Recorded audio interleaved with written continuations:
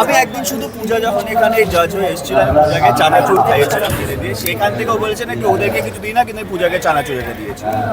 তোকে আমি কত কি খাইয়েছি বলতো? আমি এই কথাটা বলেছি। হ্যাঁ বলেছিস তো, তুই তো হিংসুটে, কুচুটে। একদিকে শুভশ্রীতি, একদিকে কৌশানী। আরে একবারও আমাদের ব্যাপারে বললোই না। আরে ও অন্য আর বিষয়ে শিশু। কথা হচ্ছিল।